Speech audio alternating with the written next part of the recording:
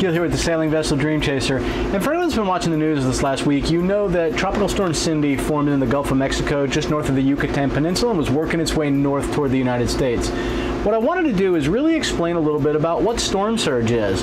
What is its impact to you as a boater? What does it mean if you're in a coastal area? And frankly, why is it that we see such big wind and waves a couple of days in advance of the storm? And more importantly, where is the area that we really need to watch out for? Is it where the storm's going to actually make landfall? More to come. Watch this video. I have some interesting footage as we experienced this this fairly benign storm. We were able to really get some good footage, some animation of weather data, the whole bit. So stick with this. I hope this is really informative, and I hope it explains it in a way that is sort of easy to understand. And for those of you who live aboard your boats and you talk to your friends who aren't familiar with being familiar with the weather and understanding the weather, maybe you can share this with them. It could be something that could really help other people that maybe don't understand something about low pressure systems and the direction of the wind and what its impacts are on the coastal areas. Hope you guys enjoy it. So Tropical Storm Cindy made landfall on Thursday at about 7 or 8 a.m. What I want to show you is actual satellite imagery from early Monday afternoon. And I'm going to let this play in the background. You can kind of see here, you'll start to see a counterclockwise rotation forming just over the Yucatan Peninsula, and I'll highlight this in a red arrow. I just want to show you what this thing starts out looking like. And this is on Monday, okay? Keep in mind, 4 days prior to actually making landfall, so there's plenty of warning, plenty of time ahead of this. But it at least starts to show this counterclockwise rotation. Remember, low pressure systems in the northern hemisphere have a counterclockwise rotation.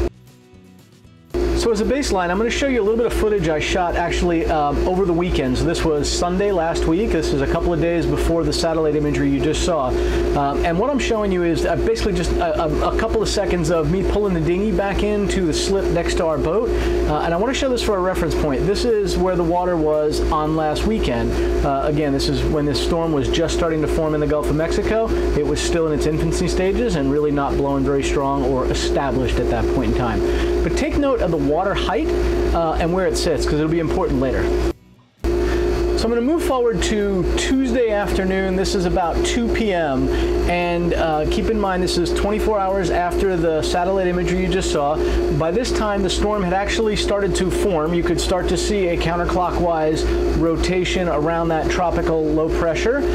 It was still not a named storm. It was just what NOAA was referring to as TS3.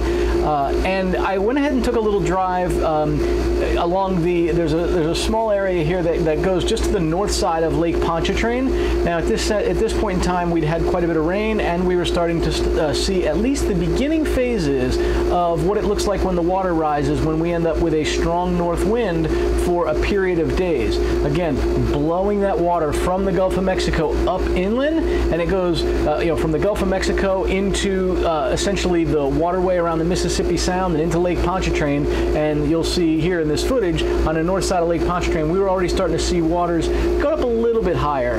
Still nothing, at our marina we were still 2 feet, 2.5 feet under the dock, but this is a day ahead of time, just to give you a sense of it rising. The road to this boat ramp that you just saw runs kind of parallel to the Tchefuncte River.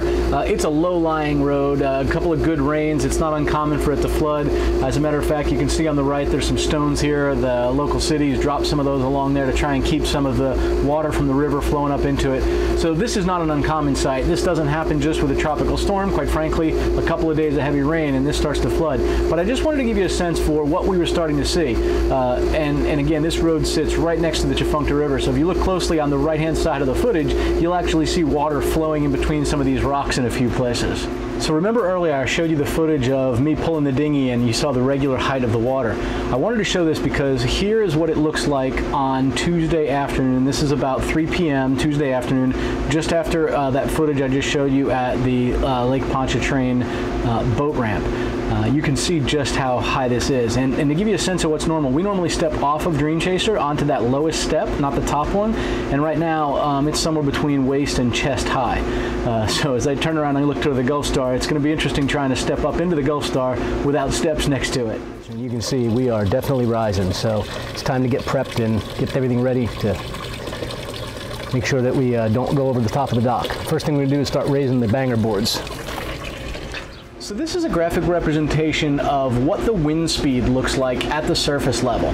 So this is Wednesday morning at about 10 a.m. and what you can see is the brighter the green lines, the stronger the wind is. And this still isn't significant. Most of these winds are 20 to 30 knots in speed, but you can see that they're pushing north, right? They're pushing up toward Louisiana. And what I'll do is I'm going to put a couple of arrows on the screen that point this out. And if you want to demonstrate this, and you take just a glass of water, fill it with water to the brim, and then bend down and gently blow across the surface of it. What you're going to see are the waves, and the water will be at a higher height furthest from your mouth and lowest where it's first initiating that blow. The same thing happens in the Gulf of Mexico. It's just a much bigger glass of water and a lot more wind.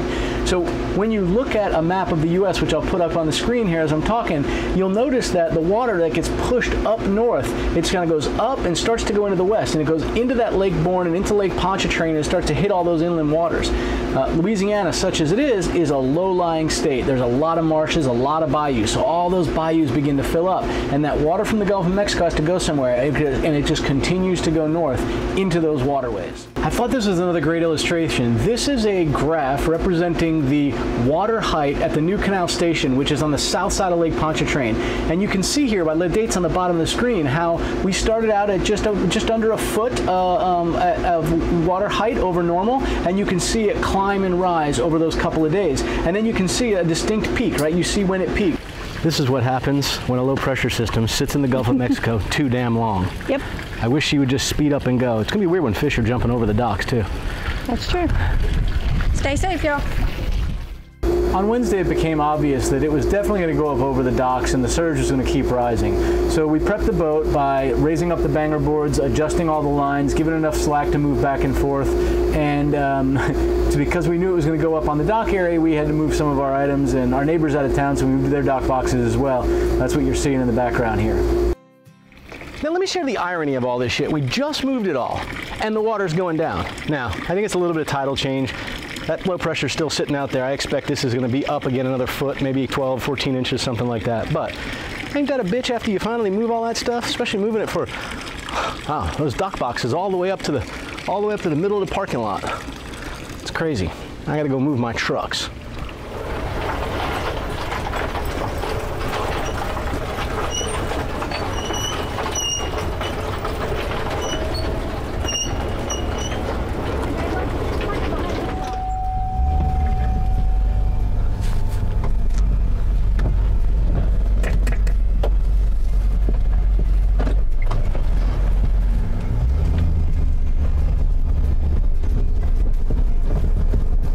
After we moved the dock boxes, we thought about just driving along to the Mississippi coast. It's about 30 or 40 miles east of here, and we just wanted to kind of see what the water was like along the waterfront. So we got a little bit of footage of that. Again, keep in mind, the storm has not yet reached shore, and it's less than a Category 1. So just imagine this if it was a real storm. While we were driving around, one of our boat neighbors sent us some pictures. The water had risen again. It was now over the docks, and when we got back to the marina, there was about a foot of water where you saw Deb and I moving those dock boxes, so it was significantly up over the dock itself. Deb stayed at her mom's house with the girls. I stayed on the boat to kind of keep an eye on things, make sure everything was good. But I want to show you this representation. This is a 10 p.m. on Wednesday night visualization of that same data, and you can see this is again just before that storm actually makes landfall, but you can still see how it's pushing all that water, that surge, up into the inland waters. I hope you found this video useful, and it helped to explain a little bit about what storm surge is and why, in the northern hemisphere, the most dangerous place to be in a tropical storm is actually northeast of the storm's path. That's where you're going to get the most storm surge, and that's usually where the strongest winds are. If you found this video useful, please remember, subscribe to it, click on that thumbs up and the like, and don't forget to hit the little bell notification and click on that to be notified of all of our videos coming up. Obviously with this storm, all of my hatch repairs got put on hold because I wanted to make sure the weather was good before I did those repairs. See y'all next week. Thanks a bunch, everybody. Hey everybody, thanks for watching, and please follow us on Facebook, Twitter, Instagram, or even Tumblr. Please take a moment and go over to our website at svdreamchaser.com to download free resources for cruising and how-to projects.